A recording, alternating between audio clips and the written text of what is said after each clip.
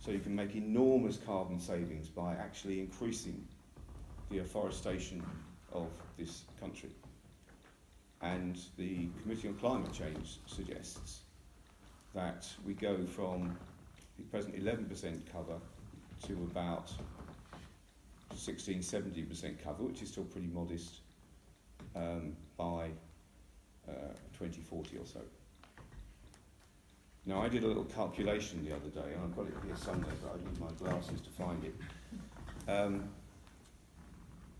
The government at the moment has promised a programme of 11 million trees, which sounds great, but actually, in terms of the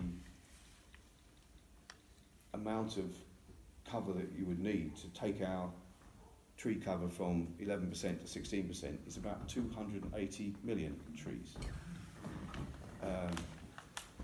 And you can do that by calculating the number of trees per hectare and move from there. But that's the sort of ambition we've got to have. And that's got to be based on something like every county council having an obligation to afforest a certain percentage of their land, and the government providing funds for that to happen. There's got to be a national programme of afforestation, and not just planting a few conifers in the flow country of Scotland, but broadleaf forests across the country, in every part of the country, to get that amount of afforestation up. And so Labour wants to see that as a national afforestation programme.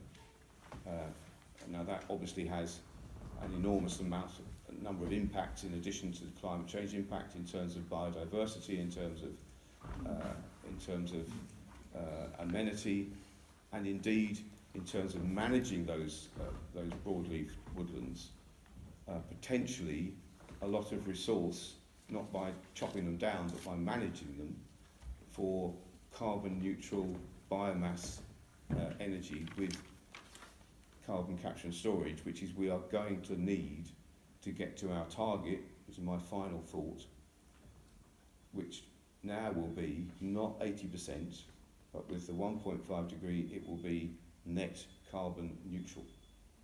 And that means that we've not only got to get the stuff that we're producing down as far as carbon emissions are concerned, we've got to certainly do things which positively put carbon back in the ground.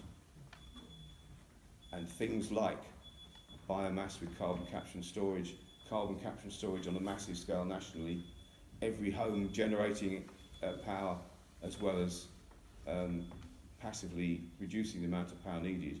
Those are the sort of things we're going to need to do to get to our overall target. Now, one of the problems you've got is that you invited me to talk to you this morning about my favourite subject, and so I could go on a lot longer, but I hope that gives you a picture of where we now are with Labour's approach to the imperative of climate change, and what are the practical things that we need to do and how quickly we need to do them in order to meet that challenge. And what I'm completely seized with is, you know, if I had to say, right, what's the most important thing right now? Is it Brexit next week, or is it climate change? It's climate change. Yeah.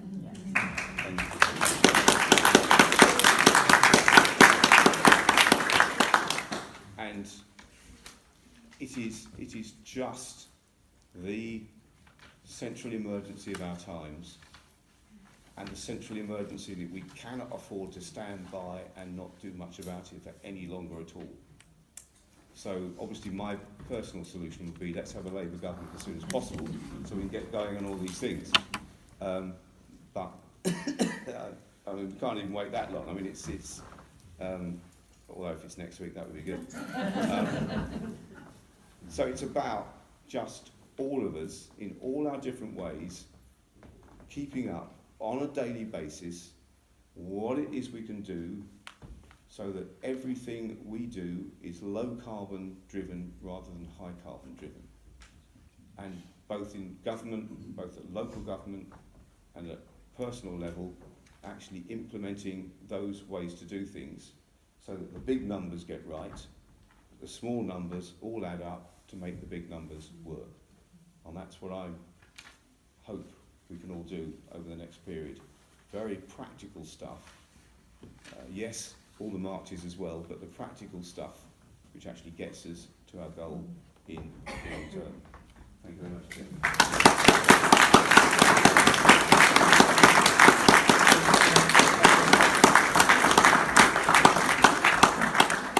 We are running a little bit behind schedule, but Alan's kindly agreed to stay on for 10 minutes to do some questions and answers.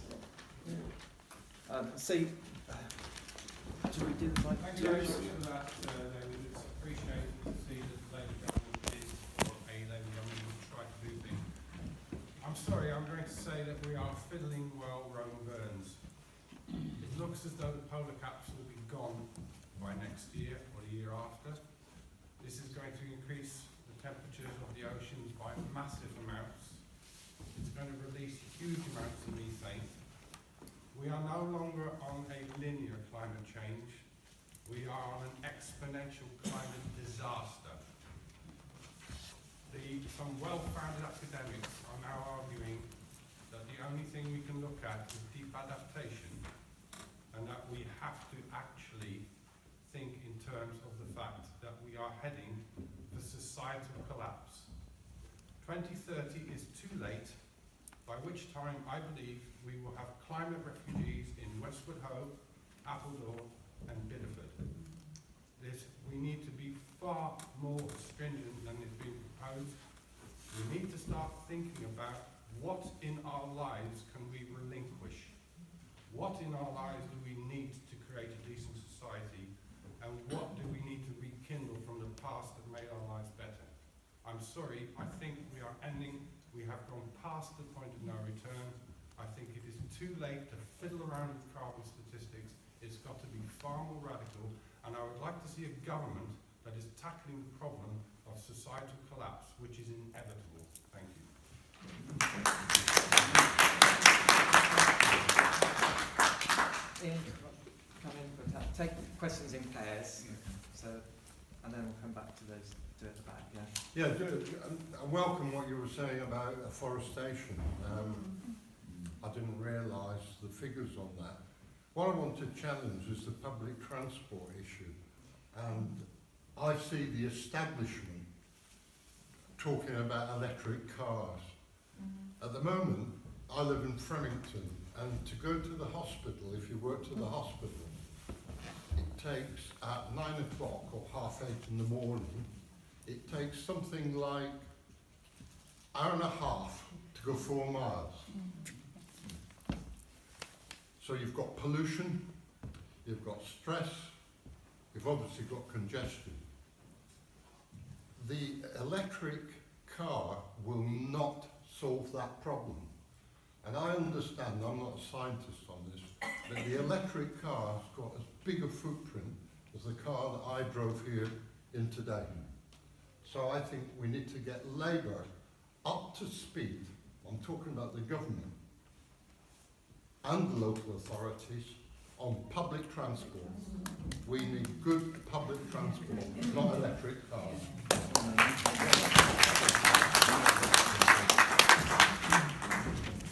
That's challenging questions. Okay, right. Well, The houses that you were talking about earlier, the ones that are not properly built, and because of their thin-skinned construction, they're letting heat out, and that's why we're using more heat to heat them. Yeah. Yeah. Okay. Thanks. Which government was in power then?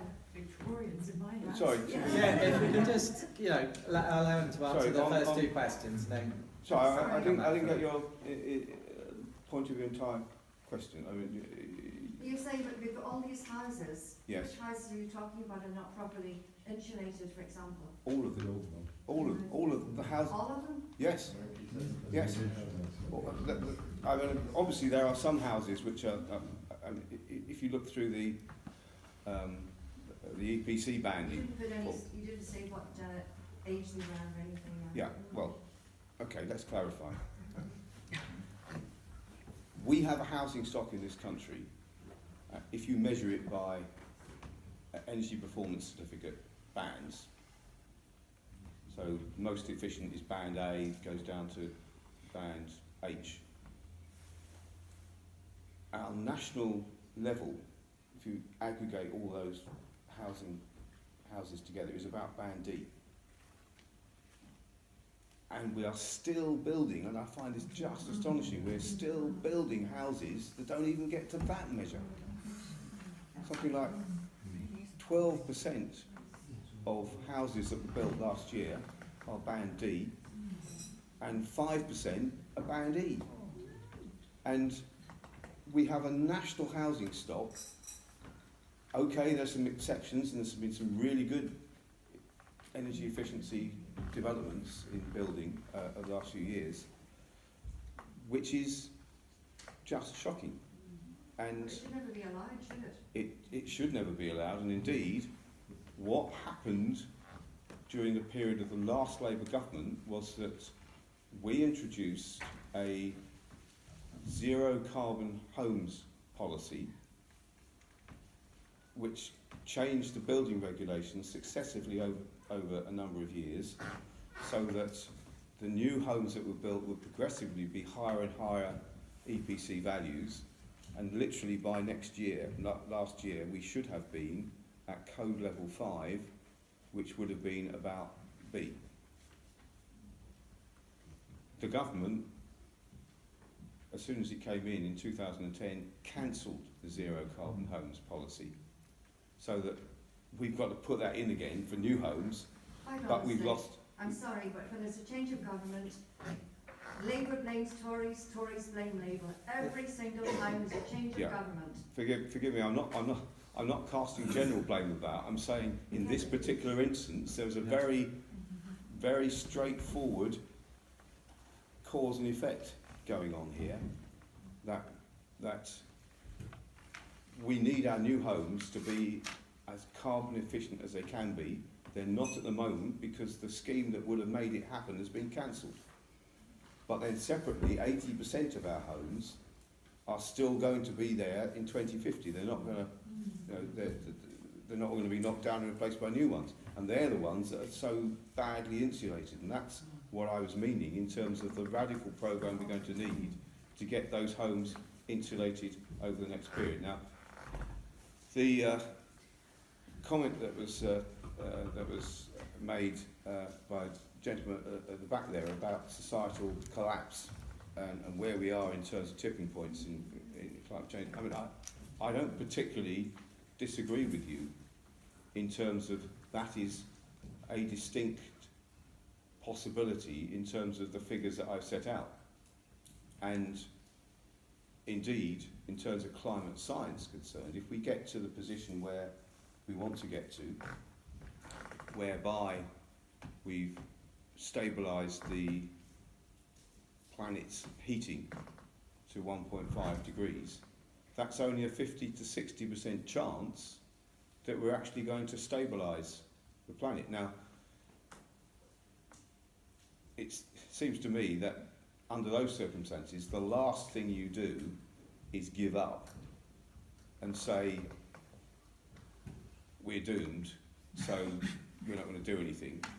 That's not what You I'm do, saying. you I'm do, saying what are no, your no, plans for society yes, collapse? yes, no, I'm right, not so, giving up. yeah, so, I'm going to be fighting hard and strong Yes. for carbon reduction. that's right. Every single political party is avoiding the subject of societal collapse. Yeah. Can we have one question, one answer, yeah, please? the- Otherwise we're not going to get anywhere. Yeah, if you can just allow Alan to answer the two questions he was asked, The, and then we'll the get concentration of policy absolutely has to be on the things that we can do to get us to the lowest possible carbon basis of society. But we shouldn't ignore the fact that we know that even if we do that, there's still going to be a huge amount of carbon out there which is going to make very substantial changes anyway. And therefore we've got to spend a lot of time on looking at adaptation policies as well. And we know that even with the most successful carbon reduction policies, there are going to be a lot of climate catastrophes ahead of us anyway. And I understand that, and appreciate that, and therefore a lot of policy has to be put in that direction. But I personally am not of the opinion that actually we've got to flip our policies over to deal pretty exclusively with the outcome of climate collapse. We've actually got to keep concentration on policies, on getting that climate balance right so that we can live reasonably in the future. That seems to me the imperative. So it's not that I disagree with a lot of the analysis that's been put forward, but I do think that actually we need to concentrate on getting it right, but with a clear mind at the same time for the consequences of getting it wrong. As far as public transport is concerned, I concentrate on the electric vehicles, but of course that means that the whole of transportation, probably with the exception of long distance logistical services, needs to be electrified. So we don't just need cars electrified, we need buses. Well, two things: we need cars electrified, we need buses electrified. Long distance logistics would probably be on hydrogen fuel or biomethane fuel. The problem being that actually if you put electric batteries in long-term trucks, you'd actually be hauling batteries up and down the country with a little bit of cargo on the top of it. Ideally, you shouldn't be doing it in trucks, you should be doing it on rail and various short sea shipping and various other things, but we'll probably have a lot of trucks around for the future, and they need to be low carbon as well. But I mean, I think that the essence of your point, indeed, and rail, the essence of your point was that not only do we need those buses to be electric, we need them to be available.